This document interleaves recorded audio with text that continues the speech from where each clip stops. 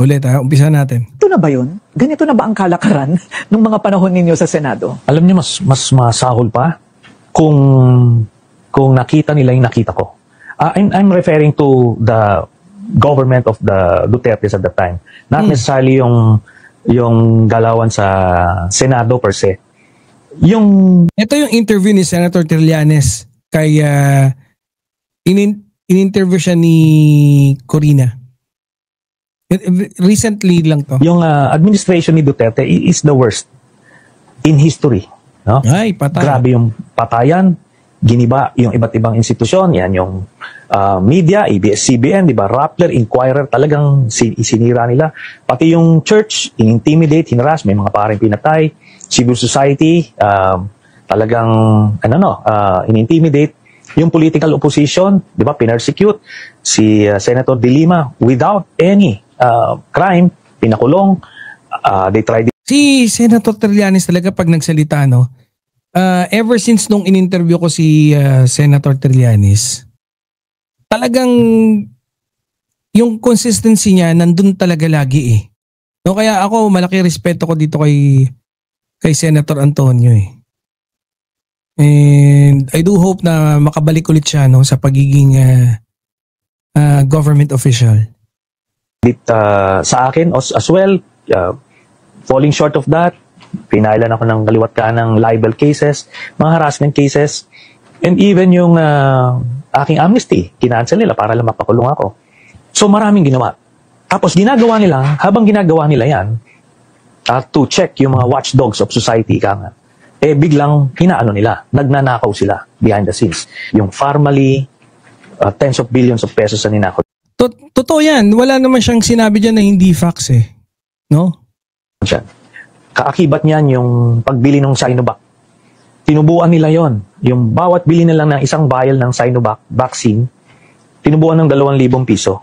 50 million vials ang bilhin natin. So with just one deal, 100 billion pesos ang kinita. Itong grupo rin nila Duterte, nila Michael Yang, Grabe. the same people.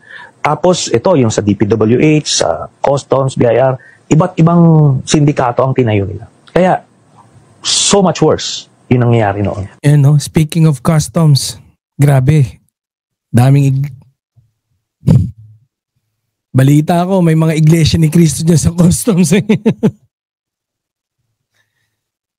Wala naman tayo sinasabi Ang sinabi lang natin, merong mga iglesia ni Cristo dyan, no? Wala tayong sinasabi na may tiwali. No, meron lang nasa matataas na posisyon. Eto nga, no, yung ano yung malapit ba sa katotohanan yung sinabi ni Senator Antonio Trillanes pagdating na pinaka masamang administrasyon yang kay Duterte? Ako naniniwala ako na iyan ang pinakamasamang ang tawag dito? Naging administrasyon ni Pangulo, pinakamasamang, ganun din. Pagdating sa pagiging Pangulo, he is the worst. Yan din naman sinabi ni Senator Miriam Defensor Santiago. No, kinakatakutan niya si Duterte kasi nung marami silang napag-alaman kung bakit. And then meron siyang katiwala na si Kibuloy. So marami naman yung based on observation ng mga dating politicians and even Senator Trillanes, no, when they ran for, I think it was for Vice President si Senator Trillanes, and yun nga, etong si Digong, nung panahon kasi nawala yung train of thoughts ko. Kala mo talaga meron eh. Diyan na si Boss Jordan G. So, ikaw na bahala, Boss Jordan ha. And then, yung sila Digong, marami talaga silang dinemonize. And yun nga, yung first interview ko with Senator Antonio Trillanes, biruin mo, no, na-demonize talaga sila yung pagpapakulong kay Senator Laila de Lima. And eto, marami ring sumama ang tingin sa Rappler, 'di ba? Yan yung time na talagang wala ano ka fake news yung Rappler, 'di ba? Pinasara yung ABS-CBN. Tapos habang sinasara yung ABS-CBN, maraming taong tuwan-tuwa. Although of course, they were trying to imply na yun nga hindi nagbabayad ng tax yung ABS-CBN, so we agree with them on that. Pero more on talagang pagdedemonize, no? Yung biruin mo, walang maikaso, lahat ng kaso kay Senator Trillanes sumablay, ang ginawa na lang yung matagal nang binigay na pinagkaloob sa kanyang amnesty, sinilip nila para lang maipakulong si Senator Trillanes. And then yung nag-awkward mutiny sila, yung adhikain doon, of course, okay naman. And I think even si Fajeldon, no? Naging tao niya pa. Pero si Senator Trillanes na talagang kumakastigo sa kanya, dinemonize din pati yung pag-awkward mutiny. Adhikain nila ron, syempre, mutiny yun eh. Diba? Nag-aklas. Dahil alam nila, hindi maganda yung pamamalakad. Hindi nila, inorganize nila yon. Ginawa lang, of course, para sa bayan yung laban nila ron. Yun, at least, yun yung pinaniniwalaan nila. Nalaban nila sa bayan yan. Para sa bayan. Pero, dinemonize lang ni Duterte, ano lang sabi? Kunyari, magrarally. Magnanakaw lang pala ng kutsara doon na silver. Akala nila silver, sabi. Wala na. Automatic, laglagan. Sila dali sila diba? Dali sila. Laglagan kagad yung mga yung adhikain, yung advokasya, yung imahe nila, bagsakan kagad. Nag-mutiny, pumunta ron para magnakaw ng kutsara dahil akala silver. Patay. Diba? Napaka walang yang pagdedemonize talaga. Sabog kagad sila Talagang asin sabog. Hindi nakaporma. Oh.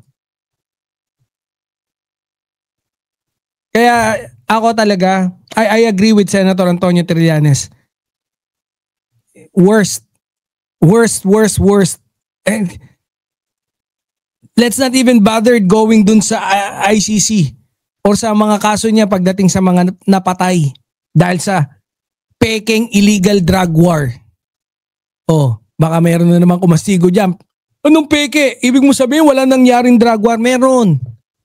Pero yung kaya naging peke, meron silang paloob na adhikain dun sa tukhang na programa ng nila. Pero hindi yung ikinasa nung ideolohiya na sinasambit. Syempre, Boss Sandro. Meron. Congressman Sandro.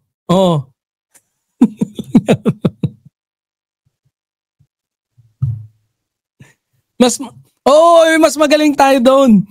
Mas pogi lang yung dalawang yun, pero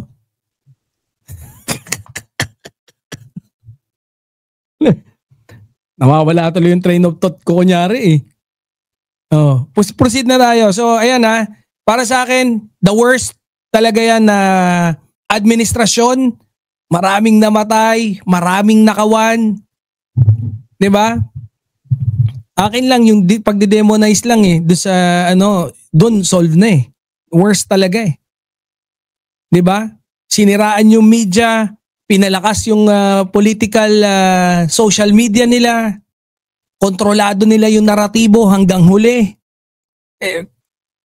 So para sa akin, pati yung pagiging most trusted pagdating sa survey na bumaba na Pangulo, na mataas pa rin yung trust rating niya, manicured or pedicured yung issue na yon. Pakisabasa daw po. Sabi ni PBBM, mas magaling ka kaysa kila Nyolo at ayun. Sabi ba? PBBM. Nanonood sa atin ang mahal na Pangulo, Saludo. Believe kami sa iyo. And eto dito sa susunod na topic namin, nako. Panggibaan din talaga to, medyo eto pasintabi talaga. No, pasintabi sa mga nanonood na kapwa natin mga Pilipino na INC. Pero eto kasi no, asa na ipakita natin yung topic.